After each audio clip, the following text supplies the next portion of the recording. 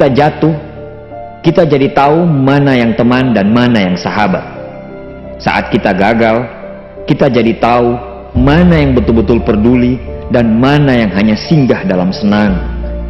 Saat kita tidak punya apa-apa, kita jadi bijak mengenal mana yang tulus dan mana yang bulus.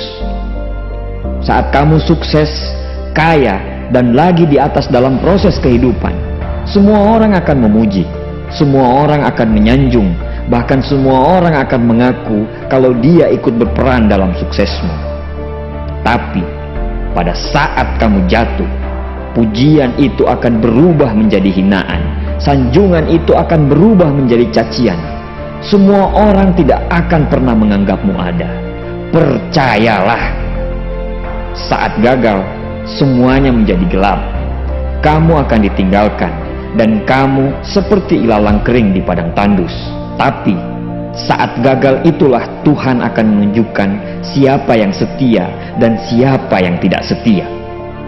Kawan, saat-saat gagal itulah pilihan kita cuma ada dua: meratapi kegagalan dan membiarkan semuanya menjadi kalah, atau kamu bangkit dan menjadikan kegagalan itu sebagai acuan untuk bangkit dan terus bangkit.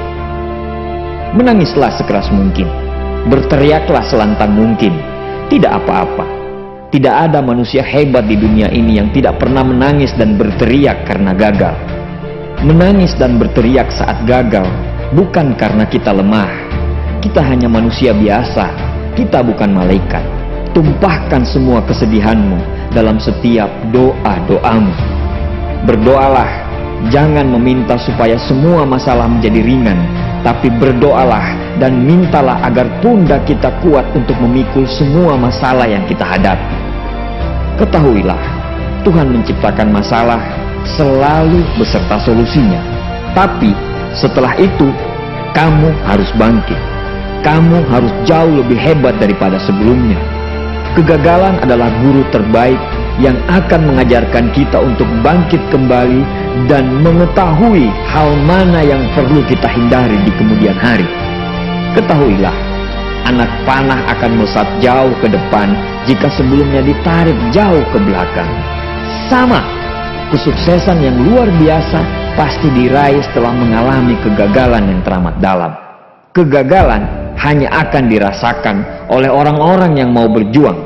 Kegagalan tidak akan terjadi kepada orang-orang pemalas yang mengabdikan hidupnya hanya untuk menjadi benalu kehidupan. Bangkitlah, tapi ingat, saat kamu berjuang lagi, berjuanglah bersama orang-orang yang mau sama-sama berjuang, bukan dengan orang-orang yang hanya mau diperjuangkan. Saatnya merubah hinaan menjadi pujian.